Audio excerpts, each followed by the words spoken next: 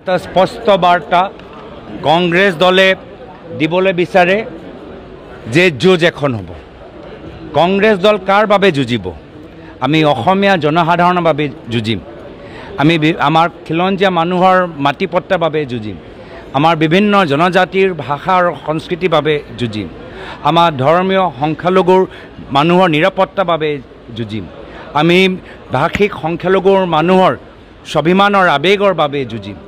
আজি প্ৰত্যেক আমাৰ অসমীয়া নাগৰিক যিসকলৰ ওপৰত বৰ্তমান চৰকাৰে অন্যায় আৰু অত্যাচাৰ চলাই আছে, তেখেতৰ মুকলি কণ্ঠৰ বাবে, স্বাধীনতাৰ বাবে কংগ্ৰেছ দল যুঁজিব। আৰু মই ভাবোঁ যে আজিৰ তাৰিখত মাল্লিকাৰ্জুন খাৰ্গে ডাঙৰীয়া, ৰাহুল গান্ধী ডাঙৰীয়া এই দুয়োগৰাকী মহান নেতা আহি অসমৰ জনসাধাৰণক ক'ব, ডৰ মত, ভয় খাব নালাগে, কংগ্ৰেছ দল জনসাধাৰণৰ লগত আছে।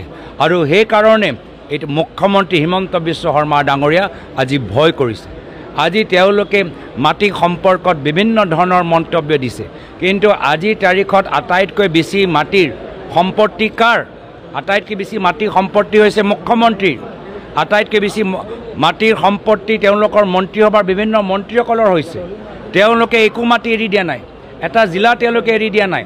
তেওঁলোকে এলিফেণ্ট কৰিডৰ ওপৰত নিজৰ ৰিজৰ্ট বনাইছে, বাগান খুলিছে, হোটেল বনাইছে, তাত একো নাই।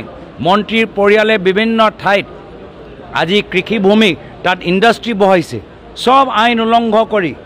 আজি প্ৰায় 17,000 আমাৰ একৰ, প্ৰায় 50,000 বিঘা মাটি আজি তেওঁলোকে অসমীয়াৰ খিলঞ্জীয়া মানুহৰ মাটি, জনজাতিৰ মাটি, ধৰ্মীয় সংখ্যালঘুৰ মাটিখিনি বাহিৰত দি দিবলৈ আহিছে। তো এই যে মাটি নিৰাপত্তা আজি সাধাৰণ জনতাৰ ওচৰত নাই। মাটি পট্টা, মাটি অধিকাৰ উজনি হওক, নামনি হওক, ব্ৰহ্মপুত্ৰ হওক, বৰাক হওক বা গুৱাহাটী পাহাৰত হওক বসবাস কৰা মানুহসকলৰ মাটি ভূমি পট্টা নাই। কিন্তু আটাইতকৈ মাটি যদি দখল কৰিছে সেয়া হৈছে চিফ মিনিষ্টাৰ, মুখ্যমন্ত্ৰী আৰু তেওঁলোকৰ ঘনিষ্ঠ মন্ত্ৰীসকলৰ। আৰু সেইকাৰণে এই মাটি সুৰক্ষাৰ বাবে, জনজাতিৰ স্বাভিমানৰ বাবে, ভাষিক আৰু ধৰ্মীয় সংখ্যালঘুৰ মানুহৰ নিৰাপত্তাৰ বাবে কংগ্ৰেছ দল এবাৰ ৰণত নামিব, যুঁজ এখন হ'ব।